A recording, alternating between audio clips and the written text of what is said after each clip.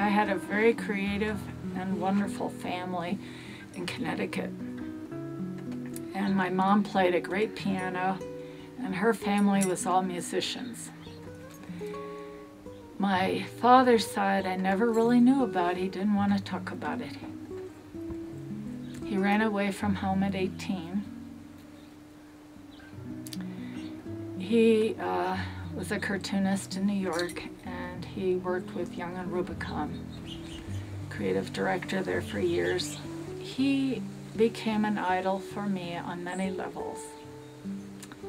He had his trade-offs, his dark and his lights, but we did have a lot of love, and we did have a lot of joy, and a lot of music, and a lot of artwork that was created around, like for instance at our birthday parties. So my dad was very important with my brother and myself and my sister Elaine, and helping us to organize just a lifestyle. It isn't just putting a painting on a wall with a thumbtack and selling it for $6. It's about a way of maintenance that I grew up with that had to do with the art of just everydayness. And that's what this place represents. Out here, it's a cloistered sweetness of life that I've created very, very carefully to surround me with that atmosphere of being that is the juice for creating. Must have met Carol Anthony at some private parties. She had some gathering. Carol was great at gathering people around her. She's just such a quietly generous person. One doesn't, she doesn't make much ado about it. But the one thing I do know, from the very beginning, she was always helping somebody living, somebody dying, somebody in crisis. But she did it in a very quiet way, and she was there, and she was for somebody who was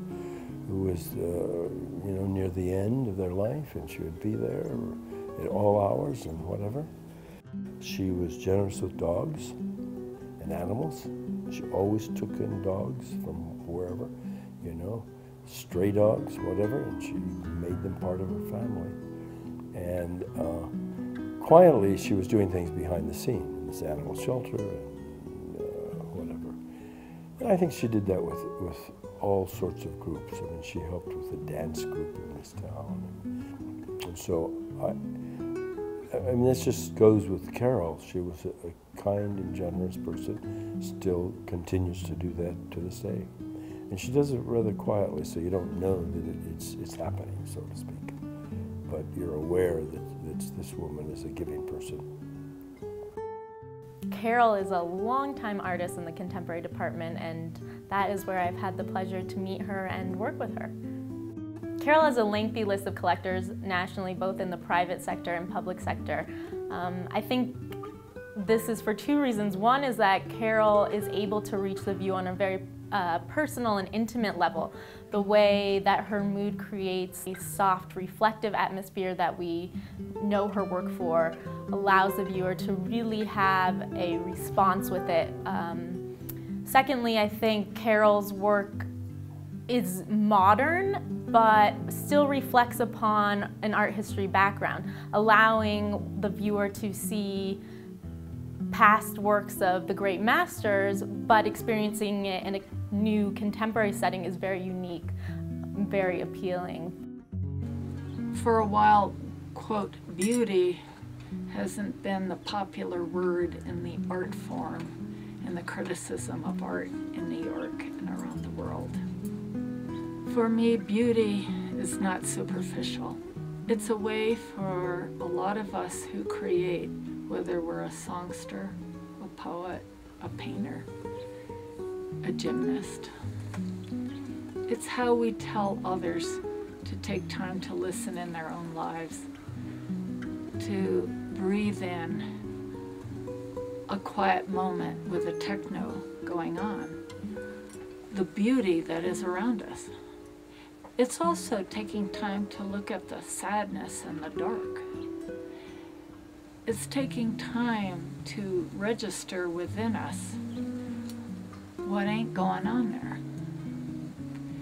And hopefully my work helps others to organize that quality moment when they take time to not do the video game, to not watch the television, to not listen to their children screaming, to take time to say no and listen to their own quiet and their own sense of beauty, whether it's through a song, a poem, whatever.